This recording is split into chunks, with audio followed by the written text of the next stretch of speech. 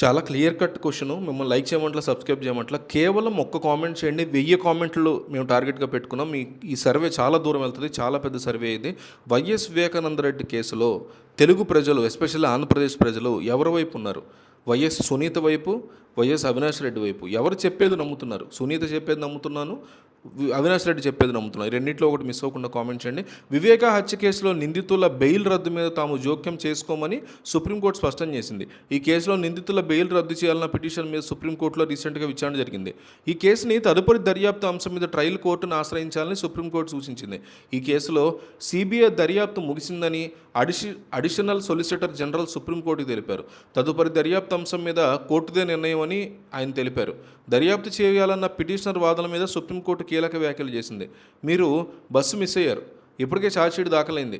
ఆ దశలోనే అంశాలన్నీ చెప్పాలి కదా. దర్యాప్తు జరుగుతున్న సమయంలో ఈ అంశాలన్నీ ట్రయల్ కోర్టు ఎందుకు చెప్పలేదు? ఇలాగే పిటిషన్లు వేస్తూ వెళ్తే ట్రయల్ రన్ పూర్తవడానికి దాదాపు 10 సంవత్సరాలు పడుతుందని కోర్టు వ్యాఖ్యానించింది. అయితే గత నెలలో వివేక హత్య కేసులో దర్యాప్తు పూర్తయిందని సిబిఐ సుప్రీంకోర్టుకు తెలిపిన సంగతి తెలిసిందే. గత విచారణ సందర్భంగా సుప్రీంకోర్టు ఈ కేసులో ఇంకా తదుపరి దర్యాప్తు అవసరమని సిబిఐ భావిస్తోందా? రాష్ట్ర ప్రభుత్వం కడప సెషన్స్ కోర్టులో దాఖలు చేసిన క్లోజర్ రిపోర్టు మీద సిబిఐ అభిప్రాయం ఏంటి? కేసు ట్రయల్ తదుపరి దర్యాప్తు ఏకకాలంలో కొనసాగించే అవకాశం ఉందా అనే ప్రశ్నలకు సమాధానం చెప్పాలని ఆదేశించింది. ఈ నేపథ్యంలో గత నెల ఆగస్టు 5న మరోసారి justice MM Sundaresh, justice N Koteshwar సింగ్లతో కూడిన ద్విసభ్య ధర్మాసనం విచారణ చేపట్టగా వివేక హత్య కేసుకు సంబంధించి దర్యాప్తు పూర్తయిందని సుప్రీంకోర్టుకు సిబిఐ వివరించింది.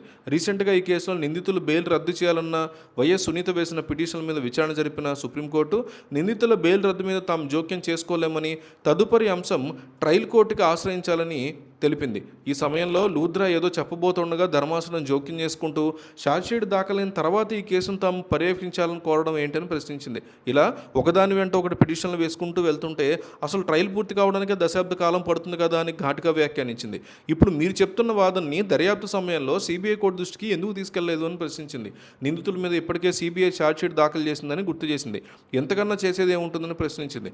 దర్యాప్తు పూర్తి చేసిన తర్వాతే కదా ఛార్జ్షీట్ వేసేది.